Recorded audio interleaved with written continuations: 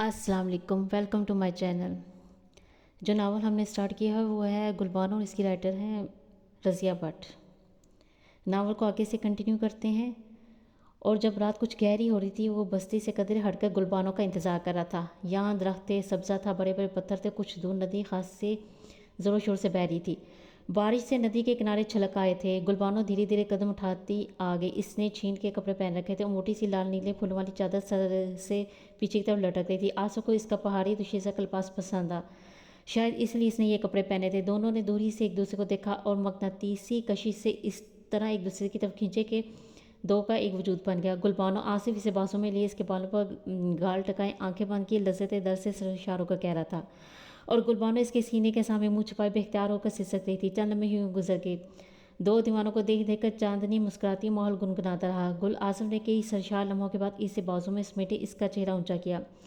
भीगा हुआ चेहरा कितना दिलफरेब था। आसिफ की निगाह आसमान के चांद पर गई। फिर इसने गुलबानो को देखा। यकीनन इसका चांद आसमान के चांद से ज़्यादा खूबसूरत था। तमानियत और सहरी के एहसास से इसका सीना तन गया। गुलबानो अभी तक सिसक रही थी। हिजर का दुख स्याल बनकर आंखों से बह रहा था। रोती क्यों? गुलबानो मेरी तरफ देखो, शुक्र करो मैं जिंदा रहा। आसिफ ने कहा, मैं नहीं बोलती तुमसे। गुलबानो अपना आप इसे छुड़ा कर परे हट गई। क्यों? तुम बहुत ख़राब हो। क्यों इतने दिनों से हवेलिया गाँव ही आ जाते? तुम मेरा इंतज़ार करती थी? नहीं नहीं करती थी। जाओ, वो रूठ गई। ये जालमदार लूट ही ले गई बेचारे आसिफ को। बड़ी आजी से, बड़ी प्यार से, बड़ी मुलायमत से इससे मनाता रहा। ये खेल भी खासा दिलचस्प और दिलफरेब था। गुलबानो कभी दूर हट जाती, कभी दरख्तों के पीछे हो जाती। आसिफ दीवानावार इसकी तरफ बढ़ता, अपनी तरफ खींच लेता, कलाई मोड़ लेता। अब इसने इसकी कलाई पकड़ी तो इसे मुड़वा कि गुलबानो चाहिए, बोलोगी या नहीं? आसिफ ने इसके चीखने की परवाह किए बगैर, बोलूँगी बोलूँगी, वो जल्दी से बोली। छोड़ो ना, बोलूँगी बोलूँगी। आसिफ ने हल्का सा झटका देकर कलाई छोड़ दी। नाराज तो मुझे होना चाहिए, वो पत्थर पर बैठते हुए बोला। क्यों? गुलबानो सामने खड़ी अपनी कलाई से हुए बोली। मैं मौत में मुँह में पहुँच गया और तुम मुझे देखने तक नहीं, मर जाता तो? आसिफ ने जानबूझकर पैंतरा बदला। बेकरार होकर गुल आगे बढ़ी, उसके करीब बैठते हुए बोली, अल्लाह ना करे, ऐसी बातें ना करो। क्यों ना करूँ? गोली बाजू बेचारे दिल में लग सकती थी, कनपटी भी चीज सकती थी। हाय अल्लाह, सिर्फ हाय अल्लाह। इतना ना हो सका कि हफ्साल ही आ जाती। हफ्साल कैसे आती? आसिफ, जैसे वो लोग आए थे, गांव के कई मर्द औरतें मुझे देखने आए थे। हवेली में तो तुम लोगों का तांता बनता रहता था। तुम्हें मेरा ज़रा भी ख्याल होता ना तो किसी बहाने हवेली आ जाती। गुलबानो आसिफ की संजीदगी से घबराकर इसका मुंह तकने लगी। किसी के हाथ पैगाम ही भिजवा दिया था, मुझे तसल्ली तो रहती। आसिफ ने मुंह बनाते हुए कहा। गुलबानो सर झुका कर बोली, किसके हाथ पैगाम भिजवा दिया? आसिफ, इसने इतनी बेचारगी मासूमी से कहा कि आसिफ मुस्कुराने लगा। चलो हिसाब बराबर हो गया ना? वो इसका नरम गदास हाथ अपने हाथों में लेते हुए बोला। नहीं, वो भी मुस्कुराई। क्यों? आसिफ बोला, तुम तो आ सकते थे ना, हवेली में आ गए तो यहाँ भी आ जाते। तुम क्या जानते मैं यहाँ आने के लिए कितना बेताब था? झूठ, ऐसी बात होती तो वह यहीं ना बैठे। फरजाद नहीं आने देता था। क्यों? गुलबानो ने चौंके से देखा। आसिफ ने इसका चौंक जाना महसूस नहीं किया। फरजाद की मोहब्बत और प्यार का जिक्र करते गुलबानो को बताने लगा। वो तो आज भी आने नहीं देता था। बहुत बड़े जश्न की तैयारी कर रहा है मेरे सेहयाबी की खुशी में। मेरा भाई मेरा बहुत ख्याल रखता है, वो बहुत प्यारा इंसान है। छोटे मालिक वाइफ भी बहुत अच्छे, फरिश्ता गुलबानो में बोली। मेरे पापा बहुत बीमार थे, छोटे मालिक ने इनका मुफ्त इलाज कराया। वो ना होते तो खुदा जाने पापा का क्या हाल होता। गुलबानो फरजाद के हलूस से मरूब व मुतासर थी। वो इसकी तारीफ कर ही रही थी। इस तारीफ में अकीदत और एहतराम का रंग नमाया था। फरजाद की तारीफ सुनकर आसिफ खुश हो रहा था। हर जगह इसने ये अल्फाज सुने थे, गरीबों के दिल से इसके लिए दुआएं नहीं करी थी। वो देहातों में बहुत मकबूल था, लोग इसका बड़े एहतराम से करते थे। आसिफ को खुशी हो रही थी।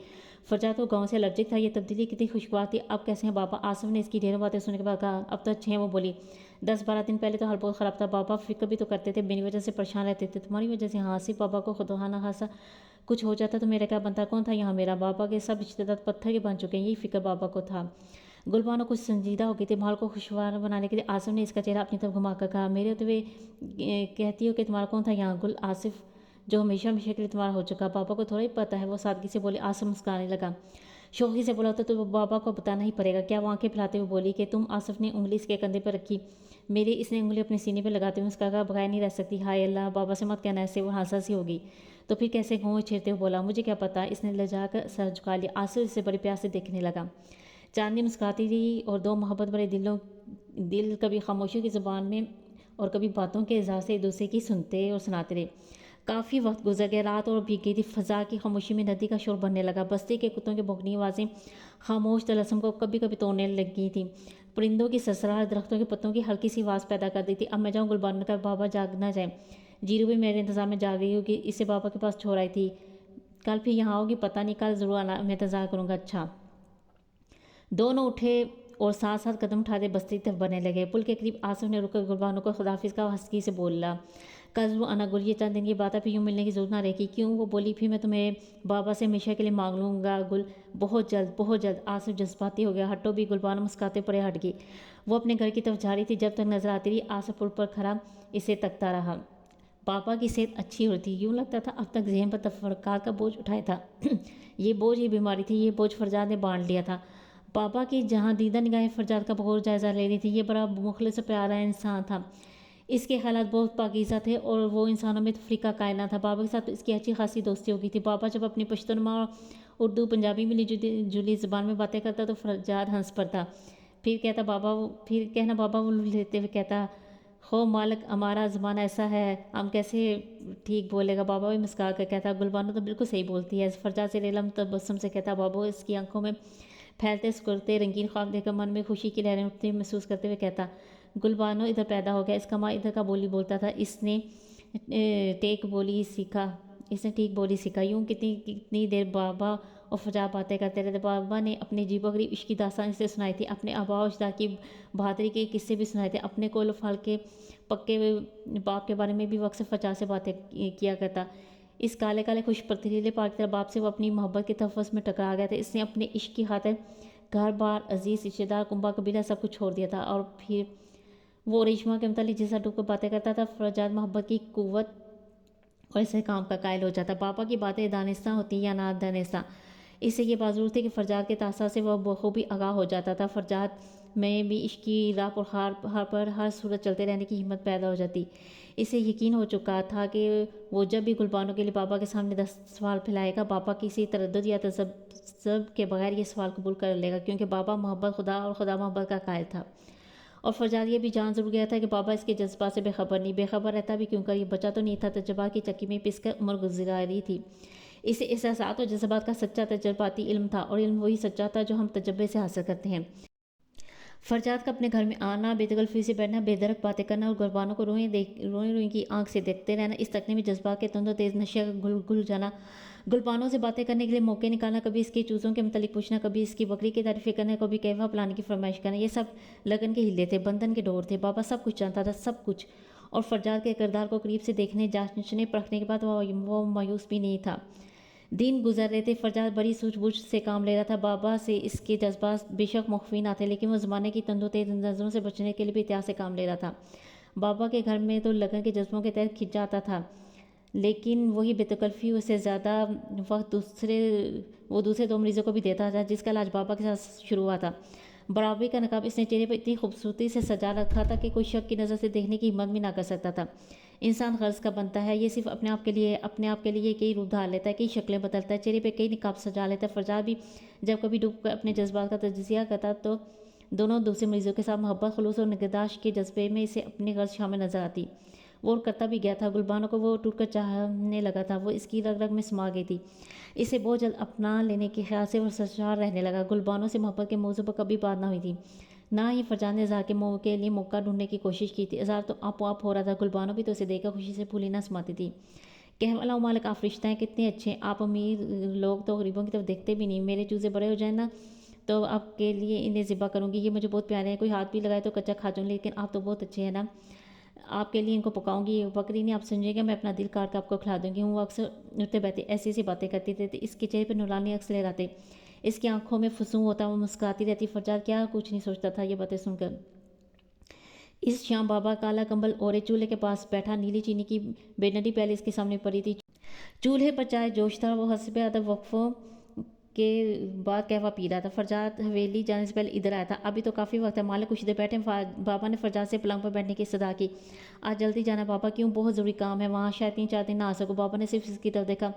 तुम्हें दवाई मिलती रहेगी, शीरा तुम्हें हर चीज़ पहुँचाएगा, आप क्यों ना आएंगे? मुझे वहाँ सुबह से काम करने, बहुत बड़े जश्न का एहतमाम करना है। बाबा ने मज़ीद तफसीला पूछना ज़रूरी ना समझा। गुलबानो कहाँ है? फरजाद ने चलना मेरे को कहा, पानी लेने गए। अच्छा मैं चलता हूँ, कहाँ चलते हैं? गुलबानो इसकी पुष्पा का मुस्कुराते बोली, तुम आ गई। फरजाद ने पलट कर देखा। गुलबानो कूल्हे पर मिट्टी का घड़ा रखे से बाजू की लपेट में लिए खड़ी मुस्कुरा रही थी। वो किसी फनकार का शक्कार मालूम हो रही थी। फरजाद मोहब्बत पाश नजरों से इसे तक के गया। पानी ले आई गुलबानो? बाबा ने पूछा। कहाँ ले आई बाबा? गुल ने खाली घड़ा जो कस्बी पर रख देखा। क्यों? बाबा ने पूछा। वो घूमकर बरामदे में आ गई।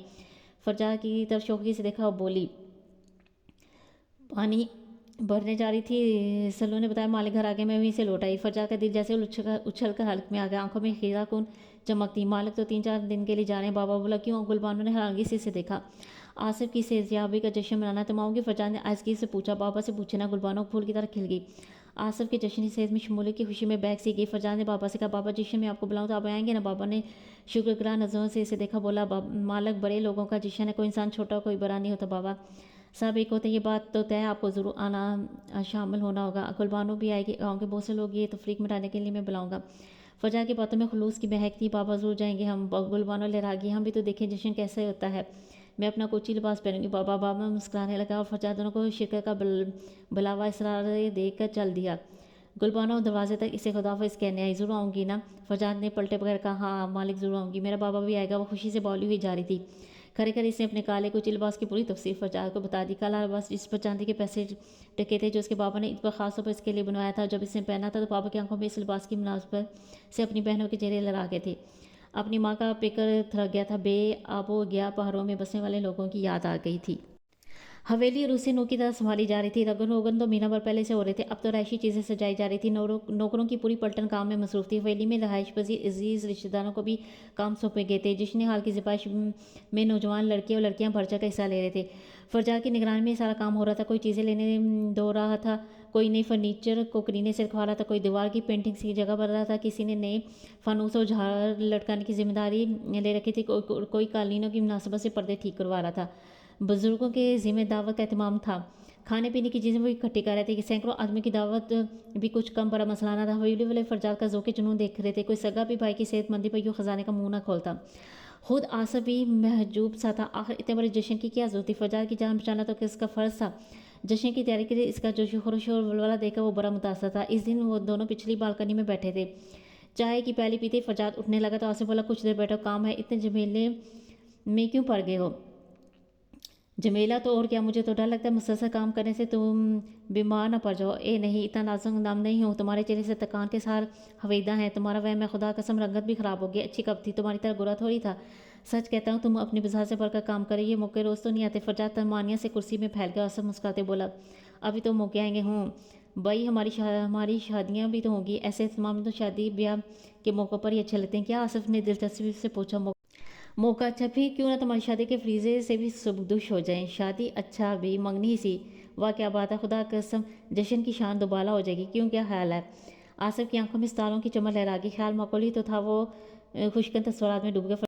फरजाद का आँखियों से इसे देख देख कर मुस्कुरा रहा था। वो कितनी देर खुद फरामोशी के आलम में रहा। ए मिस्टर, फरजाद ने सिरके सुलगा कर तीली हाथ के हल्के हल्के झटकों से बुझाकर आसवे तक फेंकी। वो मुस्कुराते हुए कुर्सी में सीधा हो बैठा। क्या सोचने लगे थे? तुम्हारा ख्याल खासा मकबूल है, यानी यही कि जश्न तो हो रहा है, इसकी फाती यूँ बढ़ा दी जाए कि हम दोनों की मंगनियों का बेकायदा ऐलान हो जाए। बड़े घिरने हो, हम बहुत तनहा है, इसे शादी हो जाना चाहिए। ज़रूर, मुझे इख्तलाफ नहीं तुम्हारे पास है। हम एक दूसरे के काम आने। फरजाद हम ही छोटे हम ही बड़े हैं। बिल्कुल। तन्हाइयों का एहसास अब तो डसने लगा। फरजाद खलखला कर हंसिया में संजीदा हूँ तो गोया फौजी का नसीब जाग उठा। फौजी नहीं, फरजाद हवेली में रहने वाली दूर पार की जीजा लड़कियों के नाम लेकर इसे छेड़ने लगा। आसिफ का सबकी तरफ इनकारी रुख था। दोनों की शौक सी शेषा थोड़ी देर जारी रही। फिर गुफ्तगू ने संजीदगी का रुख मोड़ा। फरजाद भी कदे झुझकते बोला मैं भी बहुत दिनों से तुम्हें इंतखाब के मतलब बताने का सोच रहा था। अच्छा? आसिफ ने लंबी सी अच्छा कहते हुए शौक नज़रों से इसे देखा। हाँ तो गोया जनाब ही जवान हो गए। फरजाद ने आसिफ की बात पूरी करते हुए जोरदार कह कलकाया। आसिफ ने भी हंसते हुए इसके हाथ पर हाथ मारा। दोनों देर तक हंसते रहे, खाम हंसते रहे, बेतों के पन से हंसते रहे। हाँ तो फरजाद ने सबको मुस्कुराते हुए देखा। कह डालिए जनाब, क्या अपनी पसंद, अपना इंतखाब, अपनी चाहत पहले तुम बताओ। नहीं जी, पहले तुम। नहीं, पहले तुम बड़े हो। दूसरा जश्न भी तुम्हारी सयाबी का, इसलिए माँ अब्दुल्ला के सामने मोहब्बत का राज उगल डालो। हम वादा करते हैं कि बखुशी इस हसीना रोज़गार का हाथ तुम्हारे हाथ में थमा देंगे। कोई रुकावट ना होगी, कोई बात सदेराना होगी। कह डालो। माँ अब्दुल्ला बख्शने के मूड में। फरजाद ने शौकी से आंखें निचाते हुए आवाज़ में बंदराना गुंज पैदा करते हुए कहा। आसिफ चुपके चुपके मुस्कुराता रहा। फरजाद ने बात ख़त्म की तो झुककर माथे पर हाथ रखा और कोनिश के अंदाज में हाथ ऊपर नीचे ले जाते हुए बोला बंदा इस नवाजिश का तहे दिल से ममनून है आलिजा। तो फिर फूटो मुझसे कुछ जान की मान पाऊँ तो अर्ज़ है इजाज़त है। पहले जहाँ पना अपनी पसंद का हाल बयान फरमाए। गुस्ताख तुम्हारी ये मजाल। फरजाद ने जिस अंदाज में कहा आसिफ खिलखिला कर हंस पड़ा। फरजाद भी हंसने लगा। दोनों फिर खाम हंसने लगे। बिल्कुल हाँ तो आसिफ मजाक बरतफ अब बता। तो फरजाद ने रुमाल से आंखों के गोशे साफ करते कहा जल्दी करो, मुझे बहुत से काम करने हैं अभी। हूँ। आसिफ मुस्कुराया। भाई क्या कहूँ, शर्माते क्यों? हाथ हो गया। आसिफ मुस्कुराने लगा। شرمانے کی تو کوئی بات نہیں، میرا مطلب تھا پہلے تم اپنی کہہ دوں گا، مجھے تو کوئی آن نہیں بتانے میں، لیکن پہلے تم نے کرنا ہے اس لیے کہ تم بڑے ہو، جشن بھی تمہارے لیے ہو رہا ہے، مذاق تو نہ ہو رہا ہوگا؟ مذاق؟ ہاں۔ آصف کرسی سے اٹھ کھڑا ہوا، اس کی طرف پش کرتے ہوئے بالکنی کے جنگلے پر دونوں ہاتھ رکھ کر قدرے جھکتے ہوئے گمبھیر آواز میں بولا، میری پسند ایک دیہاتی لڑکی ہوں۔ فرجاد کرسی میں مسنون انداز میں پھیلتے ہوئے بولا، ہمارے گاؤں عرضی جنتیں ہیں، آصف وہ یہاں ہورے بستی ہیں، گلبانو واقعی عرضی ہو رہا فرجاد؟ آصف اسی انداز میں کھڑے بولا، کیا؟ حیرت سے پھٹ جانے والی آنکھوں سے فرجاد نے آصف کو دیکھا۔ آصف نے پلٹ کر سر جھکائے محجوب انداز میں کہا، گلبانو بستی کی قریب لڑکی ہے فرجاد، لیکن مجھے اپنے انتخاب پر فخر ہے۔ گلبانو میری پہلی اور آخری محبت ہے، وہ بھی مجھے ٹوٹ کر چاہتی ہے، اور وہ بات مکمل بھی نہ کر پاتا ہے کہ ملازم تیزی سے ادھر آئے۔ آصف سے مخاطب ہو کر بولا، صاحب آپ کی ٹرنک کال ہے، اور بات ادھوری چھوڑ کر آصف جلدی سے اس کے ساتھ چلا گیا، مرے بغیر فرجاد کو وہیں رکنے اور واپس آ کر بات کرنے کا کہہ گیا۔ فرجاد کو پہلے تو یوں لگا جیسے کسی نے اسے زور سے دھکا دیا ہو، اسے چوٹ بھی آئی ہو، لیکن درد کا احساس نہ ہوا۔ دھکا کھانے اور چوٹ لگنے کے بین کی کیفیت ہی سے دو چار تھا، لیکن چند ثانیے کے بعد جب اس نے اپنے ہونے کا یقین کرنے کے لیے اپنے ہاتھوں سے اپنے آپ کو چھوا تو اسے اپنے ہونے کے یقین کے ساتھ ہونے والی تکلیف اور اذیت کا بھی احساس ہوا۔ اسے یوں محسوس ہوا جیسے کہ اس کے جسم سے جان نکل رہی ہے، بے سخت سا وجود بھربھری مٹی کا ڈھیرا ہے، آنکھیں شدت کرب سے پھٹ رہی ہیں اور دماغ سن ہو رہا ہے کہ یہ لمحے موت نما عزیز کی شکنجے میں یوں ہی گزر گئے۔ اس نے سر کو جھٹکا، آنکھیں کھولنی بند کی اور پھر کھولی، اپنے ہونے کے ثبوت کے لیے پھر اپنے آپ کو محسوس کیا۔ وہ تھا اور ضرور تھا، یکایک شدت قبض سے پھٹی چیخ سے اسے اپنے سینے میں تڑپتی محسوس ہوئی۔ اس نے ہونٹ دانتوں تلے دبا کر اس چیخ کو بکھر جانے سے روکا۔ وہ وہاں بیٹھ نہ سکا، اٹھا اور بالکنی میں کبھی ادھر سے ادھر اور کبھی ادھر سے ادھر گیا۔ ہوا کیا تھا اسے پوری طرح پتہ نہ چلا تھا، لیکن کچھ ہو ضرور گیا تھا، اور جو وہ ہو گیا تھا جو کسی طرح نہیں ہونا چاہیے تھا۔ مضطرب و بے چین کسی آوارہ روح کی طرح بیٹھکانہ وہ بالکنی سے سیڑھیوں کی طرف گیا اور دھما دم سیڑھیاں پھرانکتے نیچے چلا گیا۔ وہ اپنے کمرے میں گھس کر لیٹ کے چند لمحے رکا، گھٹن کا احساس ناقابل برداشت تھا۔ وہ گھبرا کر باہر نکلا، سیل میں نوکروں کے بچے کھیل رہے تھے، مستعدی سے کام کرنے والے سیل میں سامان رکھ اور اٹھا رہے تھے۔ وہ لوگوں سے خوفزدہ ہو کر پھر کمرے میں آ گیا، اس کا اپنا پرآسائش کمرہ، ماں کی گوشت کی طرح تسکین و اطمینان کا گہوارہ کمرہ، لیکن فرجاد کو قرار نہیں آیا۔ اسے یوں لگا جیسے وسیع اور اس کمرے کی دیواریں تنگ ہوتی جا رہی ہیں، چھت نیچے جھکائی ہے، یہ کمرہ نہیں بدترین جیل خانہ ہے۔ وہ دوڑ کر باہر نکلا اور اس کے قدم تیزی سے بیرونی دروازے کی طرف بڑھنے لگے۔ کبھی حالات ہمارے تابع ہوتے ہیں اور کبھی ہم حالات کے تابع ہونے کا عمل کبھی نہیں رکتا، یہ مسلسل ہے، وقت کی طرح ہمیشہ چلنے والا، کبھی نہ رکنے والا، یہ روانی سے بہتا ہے اور بہتا ہی چلا جاتا ہے۔ ان دنوں فرجاد بھی حالات کے تابع تھا، لیکن اس مقام پر پہنچنے کے لیے وہ کن کن کٹھنائیوں سے دوچار ہوا، کن کن مراحل سے گزرا، کیسے کیسے جہنم پار کیا، یہ وہی جانتا تھا۔ گل بانو کے بارے میں آصف کا اظہار محبت فرجاد کے جذبات سے سیدھا ٹکراؤ تھا، اس کا رد عمل بے پناہ نفرت تھی۔ آصف بھائی کے مقام سے گر کر ملازم کے درجے کو جہاں پہنچا، فرجاد نے اپنے آپ کو ہر لحاظ سے اس سے برتن جاتے ہوئے گل بانو کو حاصل کرنے کا حق اپنے آپ کو دے دیا۔ وہ 3 گاؤں کا واحد مالک تھا، بے شمار زمین، باغات، کارخانے اس کی ملکیت تھے، وہ گل بانو کو آصف سے چھین لینے کا حق رکھتا تھا۔ فرجاد نے غرور کی آنکھ سے آصف کی شخصیت کو دیکھا، اپنے پیکر کے سامنے وہ ذرے کی مانند لگی، اس ذرے کی اپنی کوئی حیثیت نہ تھی، انفرادیت نہ تھی، وہ الگ ہو کر کچھ بھی نہ تھا، اور فرجاد ایک نمایاں اکائی تھا۔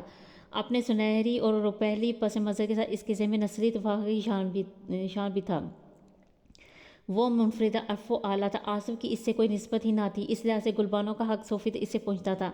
اس نے اپنے دل میں آصف کے لیے نفرت کے کھولتے سمندر محسوس کی، اسے آصف سے نفرت محسوس ہوئی، اس آصف سے جو گل بانو کو اپنی پہلی اور آخری محبت کہہ چکا تھا، جو اسے اپنانے کے حال سے مسرور تھا، جس کے دفعے الفاظ واشگاہ گونجتے تھے کہ گل بانو بھی اسے چاہتی ہے۔ رات بھر وہ نفرتوں کی آگ سے اپنا من جھلساتا رہا۔ وہ تو اچھا ہوا، آصف ٹرنک کال سنتے ہی دوسرے شہر جانے کے لیے منٹوں میں تیار ہو گیا تھا، کام کے سلسلے میں 2 دن وہیں رہنا تھا، اور نہ آگ جس طرح بھڑ اٹھی تھی، عجب نہ تھا کہ آصف کا دل، اس کا ذہن اور اس کی شخصیت راکھ ہو جاتی۔ وہ تو جاتے ہوئے فرجاد سے مل کر بھی نہ سکا، ملازم ہی اسے کہہ کر چلا گیا تھا۔ بے رحم رات بڑی صفاقی سے گزرتی رہی، فرجاد ایک لمحے کو نہ سو سکا، آنکھیں، دل اور دماغ، ذہن سب بھی جل رہے تھے۔ گل بانو اس کی زندگی تھی، گل بانو اس کی محبت تھی، گل بانو اس کی سوچ تھی، فکر تھی، اس کی شخصیت کا لازمی حصہ تھی، اس کے وجود ہی سے تو اس کی ذات کی تکمیل ہوئی تھی۔ اس گل بانو پر آصف نے حق جمایا تھا، آصف نے اسے اپنی محبت کہا تھا، وہ جلتا رہا، کرتا رہا، اور شعلہ بدماں سوچوں میں الجھتا رہا، سرکتی رہی، وقت دبے پاؤں گزرتا گیا۔ فرجاد ترکان سے چور بے خواب آنکھوں کو سختی سے میچے تکیے میں منہ دیے پڑا تھا، وہ آصف کو تہس نہس کر دینا چاہتا تھا، اس کے سینے میں گولی اتار دینا چاہتا تھا، اس کا گلا اپنے ہاتھوں سے دبوچ دینا چاہتا تھا، لیکن انسان پتھر سے تو نہیں تراشا گیا، یہ تو بڑی نرم و لچکیلی جاذب سی شے سے بنا ہے۔ ہر چند کے زمانے کے مسلسل عمل نے اس کا باہری خول سخت کر دیا، یہ پتھر کا لگنے لگا، لیکن اس کا اندر اب بھی زمانے کی دست برد سے محفوظ ہے، یہ اندر سے آج بھی ویسا ہی جیسا صدیوں پہلے تھا، نرم، لچکیلا اور جاذب۔ فرجاد نفرت و کدورت کے لمحوں سے رات بھر کی کشمکش کے بعد جب نکلا تو صبح کی تازہ دم روشنی کی طرح اس کا اندھا من بھی جمہورا رہا تھا۔ باہر کا پتھریلا انسان اندر کے لچکیلے، نرم و جاذب انسان کے سامنے سرنگوں تھا۔ آصف کے باپ کی قربانی آصف کی خوشیوں کے دامن پھیلائی تھی، اور پھر آصف کا جہاں پر کھیل کے سے بچانا بھی پکار بن گیا تھا۔ فرض نے اسے ہلا کر رکھ دیا، کیا ان قربانیوں کو یہ صلہ تھا کہ وہ آصف کی خوشیاں چھین لے، اس کی خواہشوں کے خوبصورت محلوں میں آگ لگا دے، لذت کی چند گھڑیاں حاصل کرنے کے لیے آصف کو مستقل روک دے دے؟ پھر لذت کی گھڑیوں کا اس کے پاس کون سا ثبوت تھا؟ اس کی محبت تو یک طرفہ تھی، سوچ سوچ کر وہ پاگل سا ہو گیا۔ کوئی واقعہ ایسا یاد نہ آیا جو گلبانو کی بے پناہ محبت کا مین ہوتا، وہ اس سے بے تکلف تھا، عقیدت و احترام کے جذبات نمایاں تھے۔ فرجاد اب تک انہیں محبت کا رنگ دیتا آیا تھا کہ اس کی بھول نہ تھی، یقیناً بھول تھی، ورنہ آصف کی طرح وہ بھی برملا کہہ سکتا کہ اہل ہوتا کہ گلبانو بھی اسے چاہتی ہے۔ اندر و باہر کے انسان میں باقاعدہ جنگ شروع ہو گئی، کبھی پتھریلا انسان خونخوار ہو جاتا، کبھی اندر کا انسان فرض کی دیوار بن کر سینہ سپر ہو جاتا۔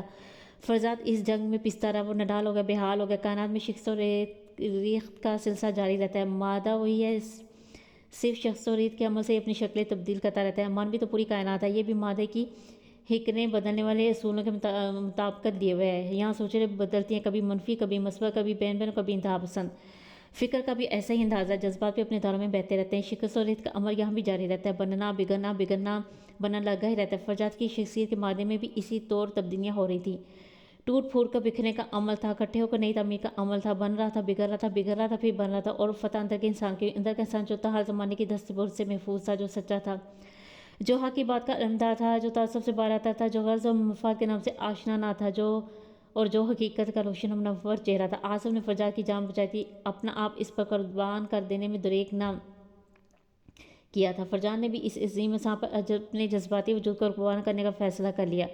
یہ فیصلہ سہل نہ تھا اور اس پر عمل پیرا ہونا بھی مشکل۔ اپنی محبت، اپنی چاہت، اپنی پسند کو دوسرے کی جھولی میں ڈال کر عمر بھر کی محرومیت کو گلے لگا لینا دشوار ترین فعل تھا، لیکن بعض اوقات ہم زندگی کے ایسے دورائے پر آن کھڑے ہوتے ہیں جہاں مسلطوں کے تقاضے ہمارا دامن تھام لیتے ہیں، اور ہم آسان، صاف اور سیدھی راہ گزر دوسروں کے لیے چھوڑ کر الجھے، خاردار اور ٹیڑے میرے راستے پہ چل دینے پہ مجبور ہو جاتے ہیں۔